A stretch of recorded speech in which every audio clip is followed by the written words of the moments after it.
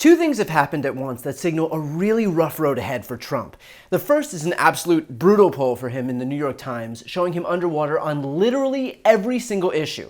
He's at negative net 12 points overall, and negative 4 on immigration, which is generally his strongest issue, negative 8 on managing the federal government, negative 12 on the economy, also generally his strongest issue, negative 11 on trade, negative 14 on foreign conflicts, negative 21 on Russia-Ukraine, and negative 21 on the illegal deportation of Kilmar Abrego Garcia. There is quite literally nothing he is doing that has garnered majority support in this country. In fact, more in-depth polling shows that only 6% of Americans think the president should be able to ignore Supreme Court rulings, and 10% think you should be able to deport American citizens to foreign prisons, both issues for which Trump has expressed support or is quite literally doing right now. Which probably explains why Trump's approval rating among independents has dropped to an anemic 29%.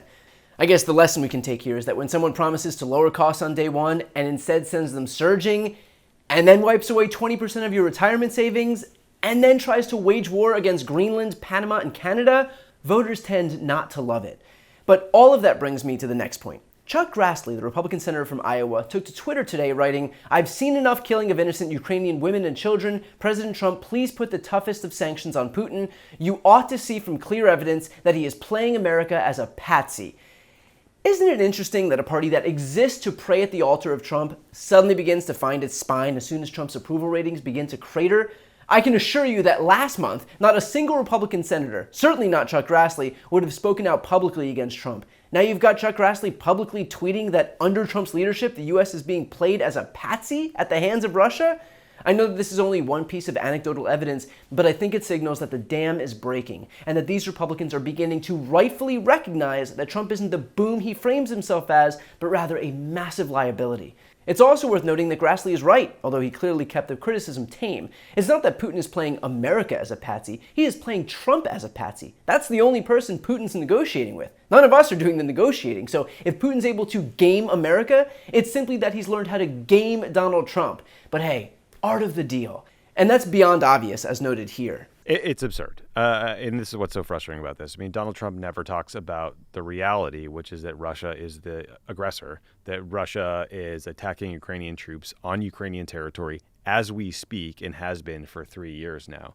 I think, sort of the prospect of World War III that Trump would constantly conjure up was more, I think, the potential of a direct U.S.-Russia confrontation or Russian use of a nuclear weapon. And I think those are real things to worry about. But I think most kind of military experts would say that looking weak in the face of that kind of aggression from Russia is more likely to incentivize Putin to do more and to do worse than unity and strength from NATO countries, especially the United States. I mean, clearly Trump wants to be part of the autocrat club, and Putin's in the autocrat club, and so we've just kind of relinquished our defense of democracies around the world. But is that really what he gets out of this? How does he stand to benefit from this? I don't know, man. I mean, look, there is a very sort of dark fact that I think we all just have to face up to, which is that our president looks at Vladimir Putin, looks at Xi Jinping, and thinks, I like those guys. I like their systems. I share their values. I have more in common with them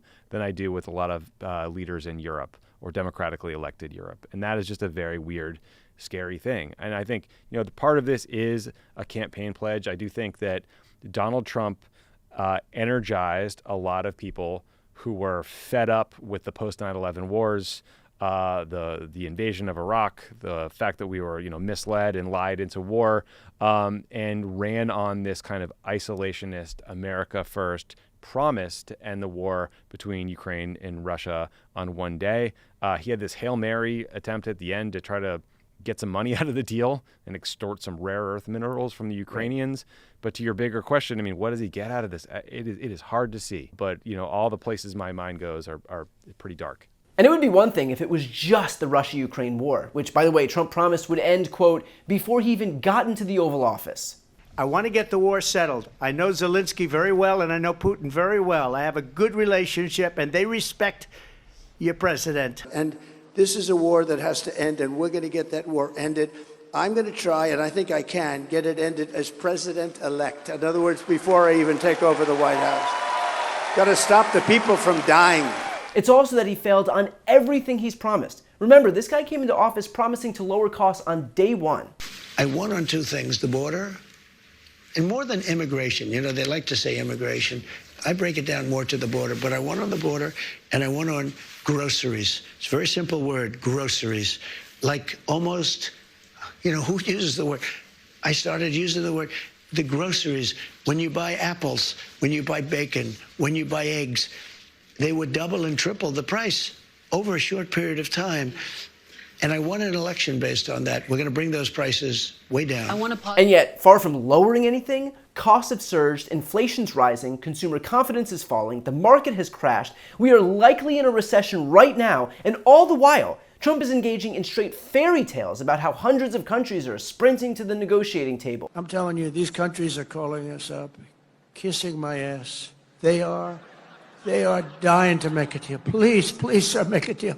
I'll do anything. I'll do anything, sir. On Monday, Beijing issued a new warning telling the world not to make new trade deals with the U.S. or the Chinese government will retaliate with reciprocal tariffs. It comes as China tries to get around the 145% tax on Chinese imports to the United States. At the same time, China is trying to form closer trade ties with its neighbors and the European Union. But the White House says its tariff policy is already working, and at least 15 countries have approached the U.S. looking to make a new deal. A question on China. Can you clarify with whom the U.S. is speaking with China? They're saying it's fake news that trade talks are happening.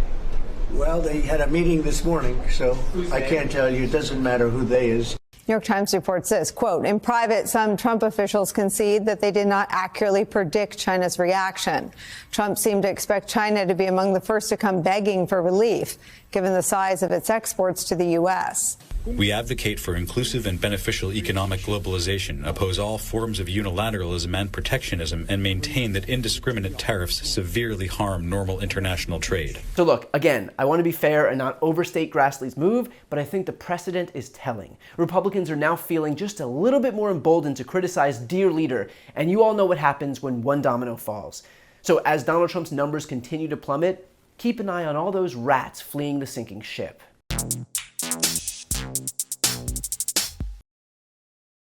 Before you go, if you enjoyed this content and you want to see more and support independent media, please subscribe to this channel. The subscribe button will be right here on the screen. But second, the reality is that we are now in a political environment where this administration can lean on any of the social media platforms to suppress certain voices if they don't like critical coverage. That means my longevity here is in the hands of a few tech billionaires who are already making it clear that they are willing to cater to this administration.